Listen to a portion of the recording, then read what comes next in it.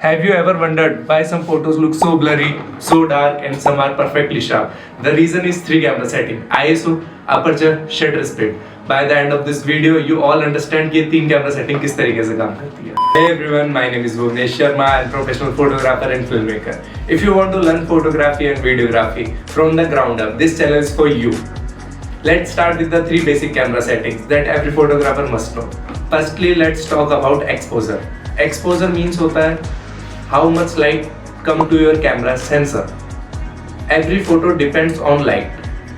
आपके camera sensor पे अगर ओवर लाइट है तो आपकी फोटो ओवर एक्सपोज में आएगी. अगर आपकी कैमरा सेंसर पे कम लाइट है तो वो अंडर एक्सपोज में आएगी.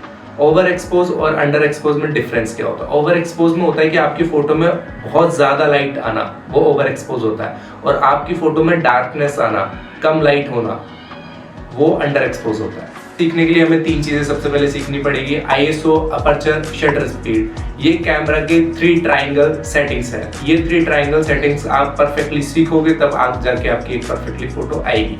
किसी भी फोटो में लाइट को एडजस्ट करने के लिए थ्री कैमरा सेटिंग सबसे जरूरी है: अपर्चर, आईएसओ, शटर स्पीड. पूरी फोटोज की लाइटिंग इन तीन चीजों पर डिपेंड होती है. Let's talk about firstly aperture. Aperture क्या होता है? Aperture is opening inside your lens that control how much light enter your camera. Aperture majorly lens पे डिपेंड करता है. प्राइम लेंस यूज कर रहे हो, किट लेंस यूज कर रहे हो, जितना f आपका नंबर कम रहेगा उतनी आपकी फोटोज ब्लरी और उतने ही आपके कैमरे में लाइट ज्यादा आएगी. जितना f नंबर हाई रहेगा उतने आपके कैमरे में लो लाइट आएगी, उतना ही आपका फोकस एक्सपेंड होता जाएगा. ये फोकस ब्लर के बारे में हम आपको बाद में समझाएंगे. मेजरली आप लाइट के बारे में समझिए. सबसे पहले जितना आपका f कम होगा, f नंबर कम होगा, उतने आपके कैमरे में ज़्यादा लाइट आएगी. जितना f नंबर आपका हाई होगा उतने आपके कैमरा में कम लाइट आएगी.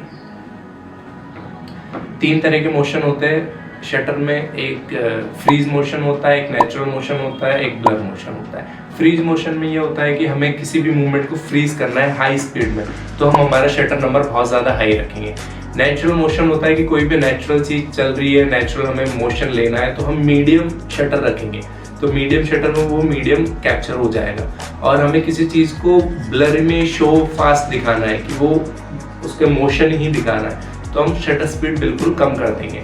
मेजरली आपको एग्जांपल मैं देके आपको समझाऊं. अगर आप स्पोर्ट्स फोटोग्राफी कर रहे हो या रेसिंग, किसी भी तरह की स्पोर्ट्स एक्टिविटी वाला कर रहे हो, तो आप अपना शटर अमाउंट हाई रखेंगे. एग्जांपल हम ले लेते हैं, जैसे 1000 आपका शटर स्पीड है.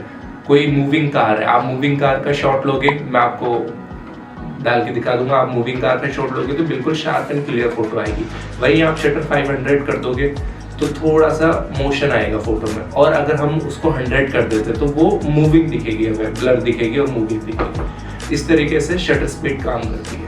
शटर स्पीड में लाइट का मेजरली काम होता है कि जितना आप नंबर हाई लेते जाओगे उतने आपके कैमरा में कम लाइट आएगी. जितना शटर नंबर आपका कम रहेगा उतने आपके कैमरे में ज़्यादा लाइट आएगी. आईएसओ मेजरली कंट्रोल करता है सेंसिटिविटी ऑफ आवर फोटो. हमारी फोटो कितनी शार्प है, कितने ग्रेन्स है, ये आईएसओ डिपेंड करता है. ग्रेन्स और शार्प में डिफरेंस क्या है? जब भी हमारा आईएसओ नंबर लोअर रहेगा हमारी फोटो बहुत शार्प और क्लियर आएगी. जब भी हम आईएसओ लेवल हमारा बढ़ाता है हमारी फोटो में ग्रेन्स आना शुरू हो जाते हैं. ग्रेन्स मतलब पिक्सल डैमेज हो जाते हैं, पिक्सल फट जाते हैं. आपके लिए मैं समझा देता हूँ, आपको दो फोटो में डाल के दिखा दूंगा शार्पनेस लोअर आईएसओ में और हाई आईएसओ में क्या फोटोज आती है. तो बेसिकली आपको ये समझना जरूरी है कि तीनों सेटिंग्स एक साथ वर्क करती है. अगर आप किसी भी सेटिंग को आप चेंज करते हो तो आपको दूसरी सेटिंग को भी एडजस्ट करना पड़ेगा. अगर आप अपर्चर को चेंज करते हो तो आपको आईएसओ और शटर को भी आपको एडजस्ट करना पड़ेगा आपके रिक्वायरमेंट के हिसाब से. अगर आप अपर्चर चेंज करते हो तो आपको शटर और आईएसओ चेंज करना पड़ेगा. अगर आप शटर चेंज करते हो तो आपको अपर्चर और आईएसओ चेंज करना पड़ेगा. तो it's depend on your requirement. आप धीरे धीरे प्रैक्टिस करोगे, धीरे धीरे चीज़ों को समझोगे तो definitely you will know how to they work. End of this video में आपको एक बार फिर से शॉर्ट में समझा देता हूँ सारी चीज़ें कैसे वर्क करती है. सबसे पहले हम बात करेंगे अपर्चर के. अपर्चर डिपेंड किस पे करता है? अपर्चर डिपेंड करता है लेंस पे. एफ नंबर अपर्चर का जितना कम रहेगा उतना फोटो आपकी ज़्यादा लाइट आएगी, उतना फोटो आपका ब्लरी रहेगा. जितना आपका हाईएस्ट नंबर एफ रहेगा उतना आपकी फोटो में डार्कनेस रहेगी, उतना आपका फोकस एक्सपेंड होगा. सेकेंड आता है हमारा shutter speed. Shutter speed depends on speed. जितना शटर स्पीड हमारा हाई रहेगा उतना हमारी फोटो में डार्कनेस आएगी, जितना शटर हमारा कम रहेगा उतनी हमारी फोटो में लाइटनिंग आएगी।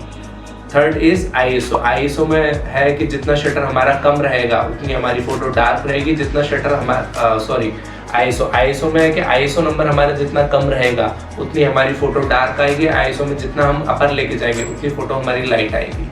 बट इन तीनों चीज़ों के प्रो एंड कॉन्स है, ये हम अगली वीडियो में बात करेंगे। तीनों को किस तरीके से एडजस्ट कर सकते हैं, तीनों किस तरीके से काम करती है।